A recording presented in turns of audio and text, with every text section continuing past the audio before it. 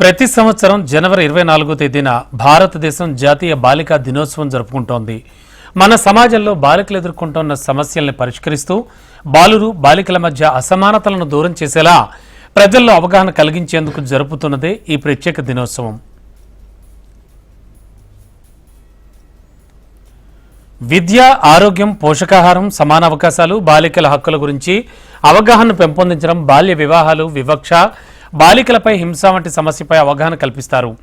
కేంద్ర మహిళా శిశు సంక్షేమ శాఖ జాతీయ బాలికా దినోత్సవం ఘనంగా నిర్వహిస్తోంది. బాలికలకు ఉండే హక్కులు, విద్య, ఆరోగ్యం, పోషకాహారం వంటి అంశాలపై అవగాహన కల్పిస్తూ దేశంలో బాలికలను ముందుకు నడిపించేందుకు గట్టిగా ప్రయత్నిస్తోంది.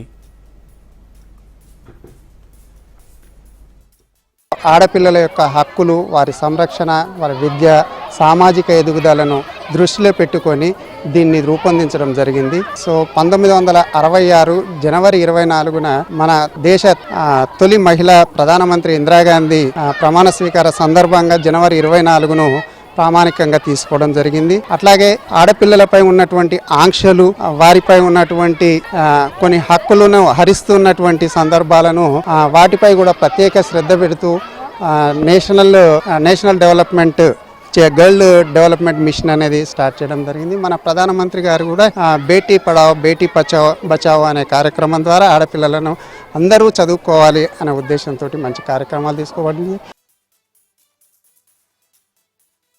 విద్య పైన మనం ఎంతైనా కూడా ఫోకస్ చేయాల్సిన అవసరం ఉంది. మనం ఎంత ఆపుదాం అనుకున్నా కూడా తల్లిదండ్రులలో అవేర్నెస్ లేకపోవడం వల్ల పిల్లలకి బాల్య వివాహాలు చేయడం వల్ల ఆ స్త్రీ ఎలా ఎదుగుతుంది? పెళ్ళి, పిల్లలు, సంసారంతోనే జీవితం అంతా సాగిపోతుంది. మనమేమో గవర్నమెంట్ ఏమో ఉమెన్ ఎంపవర్మెంట్ అని డిఫరెంట్ పథకాలు చేస్తూ ఉన్నప్పటికీ కూడా బాలికలు ముందంజలో లేకుండా పోతున్నారు.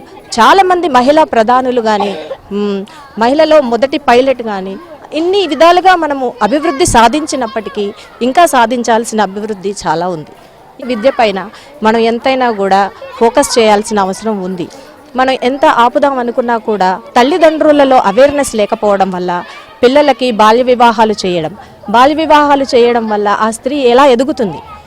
పెళ్ళి, పిల్లలు, సంసారంతోనే జీవితం అంతా సాగిపోతుంది. మనమేమో గవర్నమెంట్ ఏమో ఉమెన్ ఎంపవర్మెంట్ అని డిఫరెంట్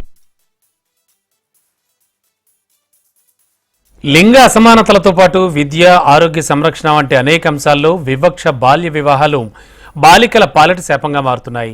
తరాలు మారుతున్నా ఈ పరిస్థితి ఇంకా సమసిపోలేదు. పేదరికం, బాల్య వివాహాలు, ఇతర సామాజిక కారణాల వల్ల అసలు విద్యకే నోచుకోవడం లేదు ఆడపిల్లలు. మరికొంతమంది చదువును మధ్యలోనే వదిలేస్తున్నారు. ఫలితం అది బాల్య వివాహానికి దారితీస్తోంది. ప్రపంచంలో అత్యధిక బాల్య వివాహాలు జరుగుతోన్న దేశాల జాబితాలో మనది కూడా ఒకటి. Education is the key to unlock their futures bright and free.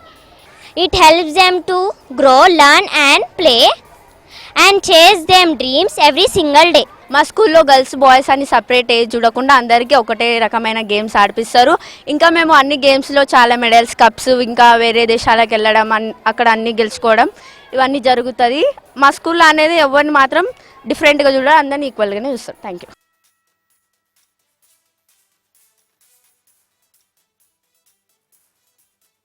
మా స్కూల్లో GCMC అని ఒక బాక్స్ ఉంది. ఆ ఫుల్ ఫామ్ ఏమో గర్ల్స్ చైల్డ్ ఎంపవర్మెంట్ క్లబ్.